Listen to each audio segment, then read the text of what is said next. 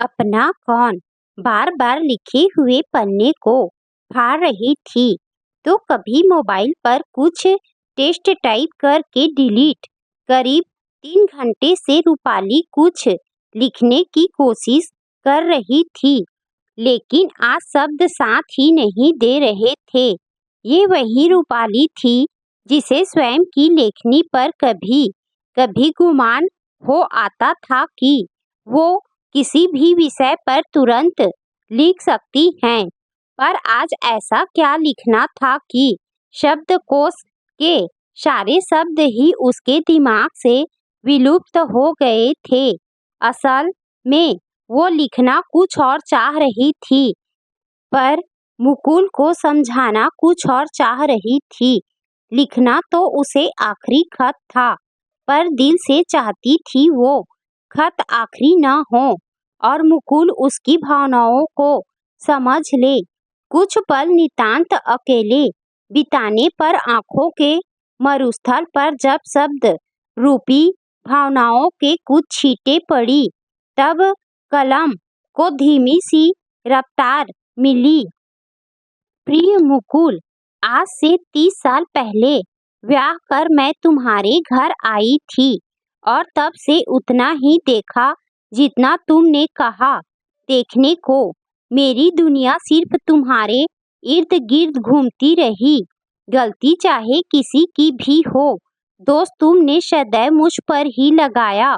तुम्हारे हर वक्त बोलते बोलते मुझे यही लगने लगा जैसे वाकई मैं किसी काबिल नहीं। कहीं ना कहीं मैं अवसाद से घिरती गई। सबसे ज्यादा दुख तब होने लगा जब बच्चे भी तुम्हारे जैसे बोलने लगे और वे भी यही समझने लगे जैसे मैं कम अकल हूँ। ये मेरे वही बच्चे जिन्हें हाथ पकड़कर लिखना सिखाया था और जिनकी परीक्षा में सारी रात मैं जागती थी। परिवार वालों ने तो वैसे भी तुम्हें सदा से समझदार घोषित कर ही रखा था। मेरी घुटन इतनी बढ़ गई कि अब तुम्हारे पैसे या घर के ऐसो आराम भी चुभने लगे। ऐसे में मेरी मेरी कलम मेरी हमदर्द बनी। आड़े तिरछे कभी तुकांत तो कभी अतुकांत जोड़कर कुछ कविताएं लिखने लगी। लोगों की सराहना के बदौलत मुझे प्रेरणा मिलती रही और मैं अपनी लेखनी की दुनिया में रमती गई। हालांकि तुमने इसमें भी सिर्फ एब गिनाए, कभी मुक्त ढंग से तारीफ नहीं की। यद्यपि पैसों से तुम्हारा सहयोग रहा, वरना मैं किताबें ना छपवा पाती। दुख इस बात का होता है कि रुपए पैसों का सहयोग तो लोग गिनवा देते हैं, किंतु स्त्री जो घर परिवार के लिए निस्वार्थ भाव से करती हैं, क्या उसका कोई मोल नहीं। उसे सिर्फ फर्ज की संज्ञा दी जाती है।